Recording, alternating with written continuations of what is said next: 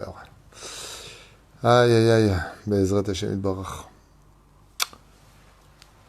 Erev Tov Beshem Hashem Naaseh Venasliach en ce jeudi soir, le 10 du mois de février et le Yud du mois de Adar Aleph, Bezrat Hashem Yitbarach. Alors, comme la Iloula de Maran Achida Zecher Tzadik Vekadosh Ibracha aura lieu ce Shabbat, je rappellerai à tout le monde d'allumer une bougie demain soir en l'honneur du Chida, Yud Aleph, Bezrat Hashem Shel Chodesh Av. Zchuto Yagen al Kol Am Yisrael Chaim Tovim Ushalom Amen V'Amen. Et le shiur qui nous a été demandé, donc pour justement le 11 février, thème biographie du Chida, Sayoulala le 11 Adar, shiur acheté par Reuven Ayakar, que son mérite, Bezrat Hashem, le protège, le mérite du Chida bien sûr, protège lui ainsi que toute sa famille et sa descendance. Rabbi Yosef David Yosef Azoulay, Rabbi Chaim Yosef David Azoulay, qui sont les initiales du Chida Kadosh Be'ezrat Hashem, et j'en profite en même temps pour tous vous bénir, puisque j'étais ce matin Sandak, on m'a demandé d'être Sandak, et je remercie d'ailleurs Shimon Ayakar et son épouse de m'avoir permis d'être d'une certaine façon le parrain de leur enfant, que Dieu les bénisse. Shimon Torjman Ayakar, Bracha, Batzlacha, ותזכו לגדולו לתרול חופה ולמעשים טובים בתנאים טובים בעזרת השם יתברך. On souhaitera en même temps, par cette même occasion, une très grande achlama meira urfoua shlema à tous les malades d'Israël, bichlala, Moratimi, Saratale, Batefrat, Myriam, Yana ben Esther, Chaya Ruchama Esther Bat, Rivka, Baruch ben Ruth Sofan, Meir Ayakar ben Ruth Sofan, Shlomo Maeshmaya, Shlomo ben Joanna Yonachana, Rivka Bat Esther, Noam Nathan ben Sarah, Meir Baruch ben Sharon Mazal, Shlomo Jean-Luc ben Zeira, Nissim Nachman ben Rachel Daya, Nissim ben Léa Yakar, j'ai entendu que ce matin il est venu à la synagogue, à Bekassis, Chaya Yafa Johanna Bat Solange Shemesh David Shimon, Nissim ben Caroline Laa. Le Falfaf Dalim, le Shmat Kol Mété Israël, on commence tout de suite, Bezrat Hashem, avec la biographie du Maran Achida, Zchuto Yagen al Kol Am Israël. Qui était le Chida? Ish Yotze Minaklal, c'est ce qu'on va voir ensemble. Rabbi Chaim Yosef David Azoulay, il a plusieurs yeshivot qui ont été ouverts, dont une qui se trouve à Netivot et une autre à Jérusalem, très grande, à Ramoth, Bezrat Hashem, à Arnof exactement. Il est né à Jérusalem en l'an de grâce 1724 et rendra son âme en 1806, Bezrat Hashem, donc 82 ans plus tard. Beaucoup de gens se sont posé des questions sur le Chida, qui avait toutes les qualités requises. C'est-à-dire que si on devait un jour parler d'un tzaddik parfait, avec absolument tous les points nécessaires pour remplir les fonctions du guide spirituel pour toutes les générations, le Chida l'emporterait tout de suite la main haute, car il les avait toutes. Donc il a rendu son âme à l'âge de 82 ans, né de Rabbi Raphaël Yitzhak Zarchia Azoulay, qui était lui-même l'arrière-petit-fils du célèbre et très grand tzaddik dont je conseille vivement d'étudier le livre, Chesed l'Avraham de Rabbi Avraham Azoulay, qui était l'arrière-arrière-grand-père du Chida Kadosh. Né de Sarah, une très très grande tzadika de famille Ashkenaz, par contre, donc le Chida vient du côté de sa maman Ashkenazia, et du côté du père, marocain, de la ville de Fès, exactement. Donc ils ont vécu. Quand ils sont arrivés en Israël, lui, il est né là-bas, à Jérusalem, et ils vont vivre à Hebron. Pardon. Le rave le plus connu du Chida fut Rabbi Yona Navon, comme étant un des maîtres principaux qui a initié le Chida, surtout dans le domaine des halachot. On dit aussi que le Rach Chaim aurait été son rave. Vous avez des années, j'ai du mal, j'ai pas encore vérifié cette nekuda-là.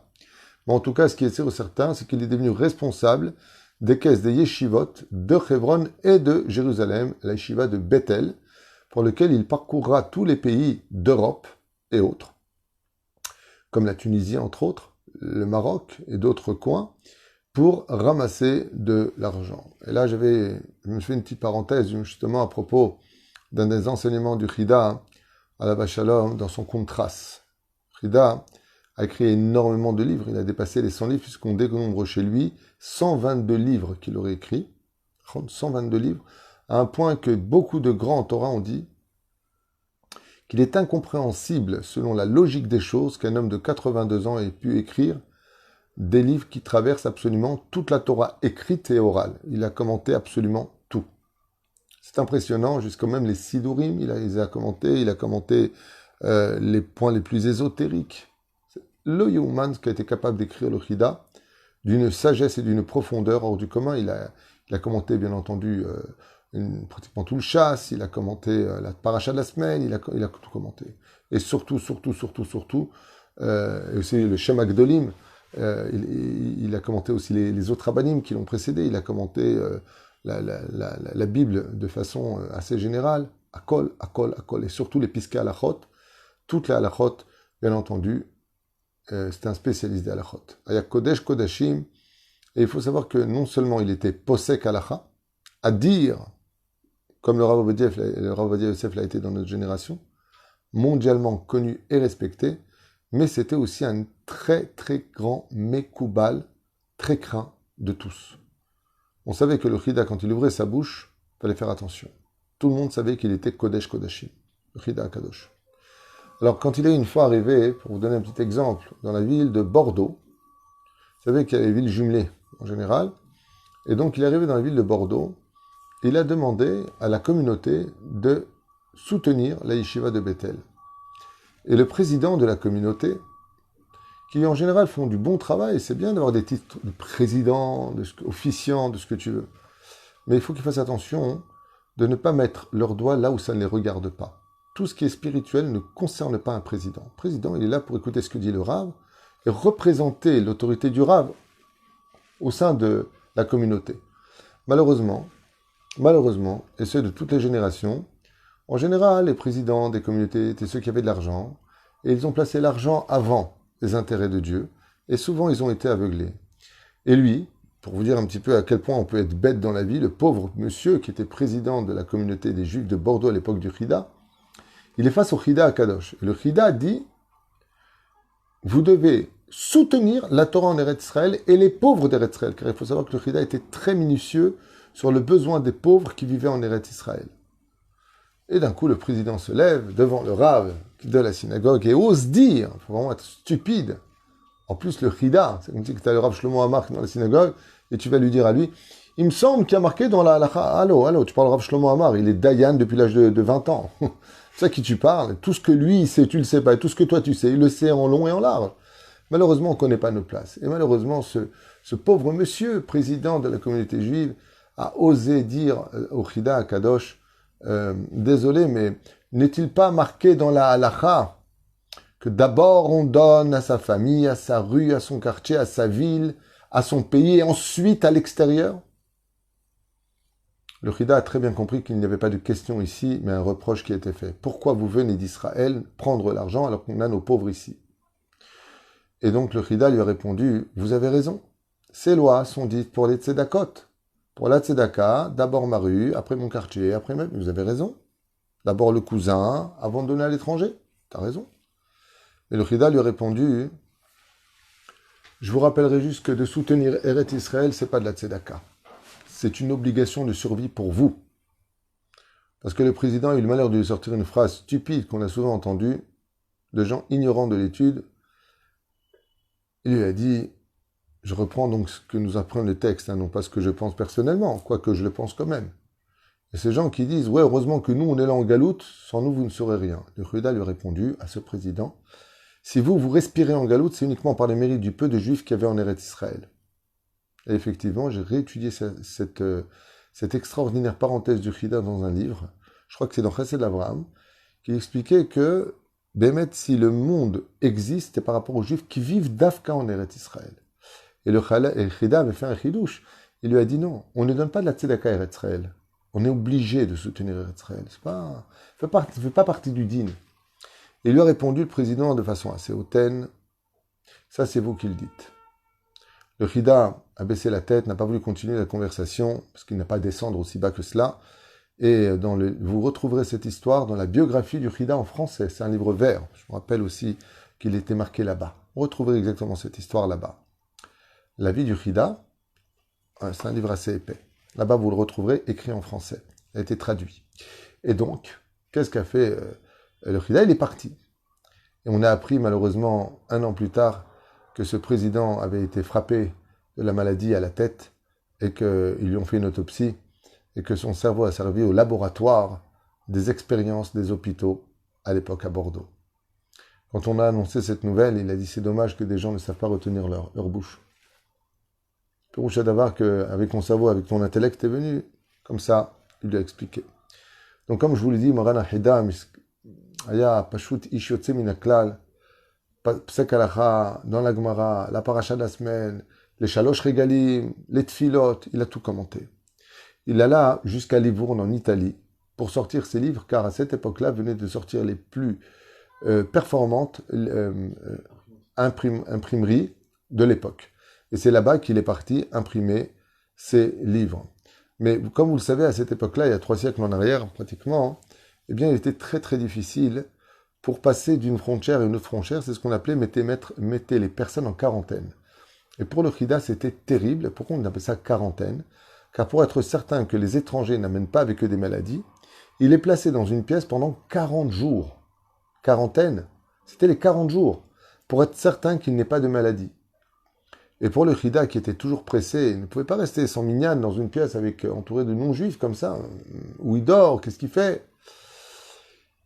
Il a eu le bonheur, Baruch Hashem, dans sa vie, d'avoir été tout de suite remarqué par les hauts dignitaires et les rois de chaque pays. Le roi du Maroc à l'époque, les rois de chaque province, le roi d'Autriche.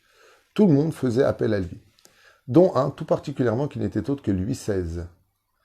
Et Louis XVI demanda à un moment de sa vie au Khida d'être son conseiller. Et le Khida d'ailleurs l'avait prévenu de ce que l'histoire avait réservé à Louis XVI. La guillotine, mais Louis XVI n'en a pas tenu leçon. Il n'a pas retenu. Mais par contre, pour les finances du royaume et pour diriger son royaume, Louis XVI a eu souvent affaire au Khida. Et dans sa biographie, il est marqué que Louis XVI, un jour, lui a demandé au Khida « En quoi puis-je un jour vous rendre service avec tout ce que vous m'avez apporté ?» Et il lui a dit « Pourrais-je avoir un laissez-passer des territoires ? J'aimerais pouvoir passer de France en Angleterre, en Allemagne, en Suisse, en Belgique. J'aimerais bien passer de chaque frontière sans passer par la quarantaine. » Et Louis XVI lui a accordé ce droit, ce laissez-passer, pour lequel, eh bien, le Khida a pu, Baruch Hashem, parcourir toutes ces frontières sans être pour autant maintenant embêté. Un des points qui a été très dur pour le Khida, vous savez que, pourquoi j'ai dit souvent qu'il est impératif d'étudier les biographies de nos sages? Parce que quand on étudie leur vie, on se rend compte que leur vie était très semblable à la nôtre et qu'ils ont juste eu le mérite extraordinaire d'avoir aimé Dieu et d'avoir prouvé leur adhération à la Torah et au mitzvot. Parce qu'il faut savoir que le Khida a eu pour une femme merveilleuse, sa première épouse qui s'appelait Rachel, elle-même fille d'un très très grand Talmid Chacham. Et quand le Khida est arrivé en Tunisie, il s'est passé quelque chose là-bas en Tunisie. Quand il est arrivé en Tunisie, le Khida, pour ramasser l'argent pour sa yeshiva, il a été choqué de voir combien les rabbanim de Tunis étaient obèses. Il était choqué. Il était en saroual, et le bide, pas comme ça. Les mollets, comme ça. C'est pas possible. Il faut faire attention à sa santé. Et alors qu'il rentra dans le réfectoire de la yeshiva principale des Chachamim de Tunisie, à cette époque, il y a 3 siècles en arrière, il constata conserver un demi-mouton bien gras à chaque élève. Même chez les Gaulois, ils ont Obélix, il n'y en a qu'un. Là, tout le monde. Et ils voyaient des Chachamim avec leur longue barbe comme ça manger.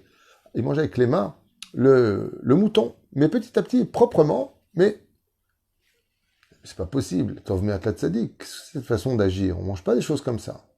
Yochlim, Shotim, ils kiffaient. Les Tunisiens ont toujours été des kiffeurs. Même à l'Yeshiva, ils kiffaient. Il Khida a demandé un tout petit morceau de mouton, il s'est mis de côté, il a regardé comme ça, et il a eu une mauvaise idée sur les Juifs de Tunis, les Chachamim de Tunis, et quand il les a vus dans leur Itnagout, qui rigolaient beaucoup, ils étaient sérieux, mais il n'a pas l'habitude. Il n'avait pas l'habitude. Alors il a commencé à leur donner des leçons d'alachot.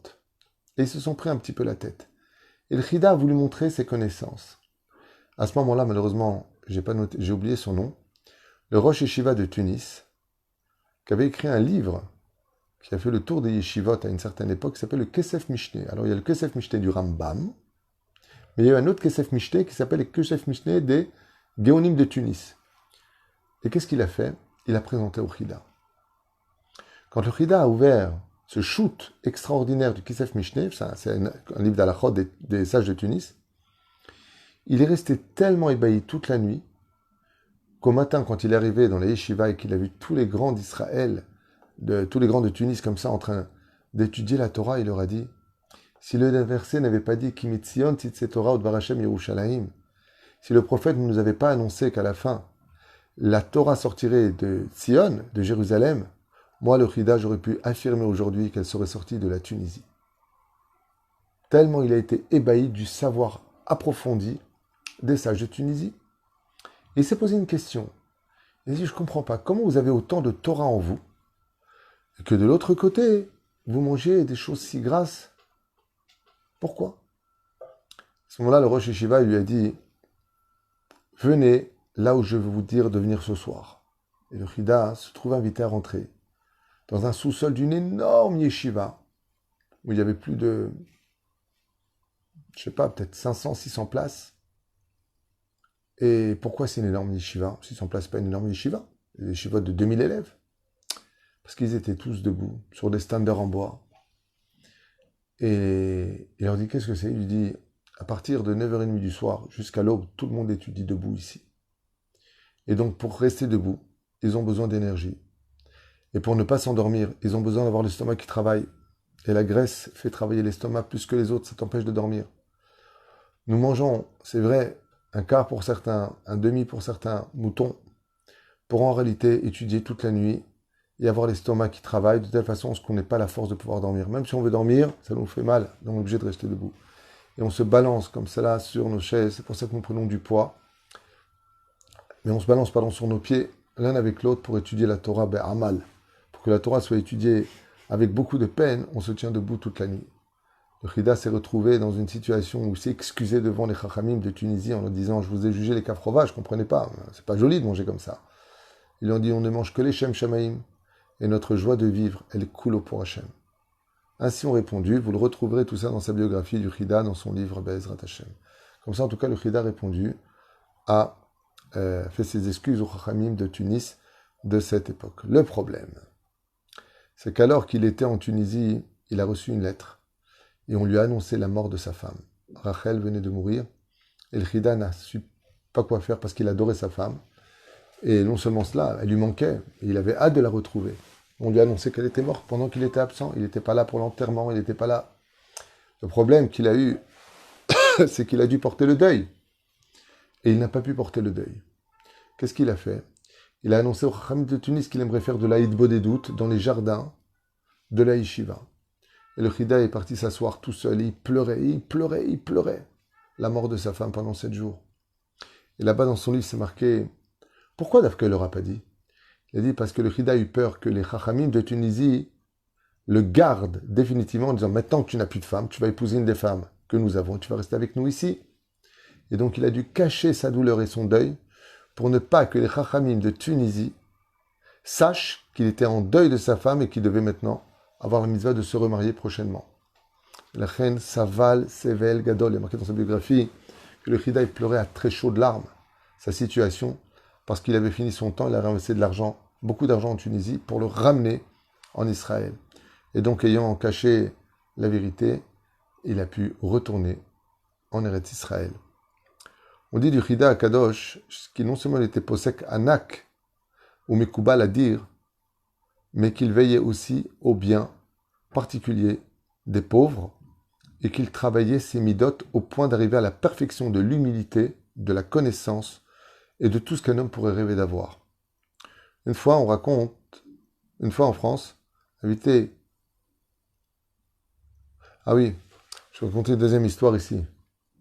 Jusqu'où il travaillait ses midot. C'est que le Chida, il prenait la nefeh. Le nefeh, c'est du tabac tout fin dans une boîte.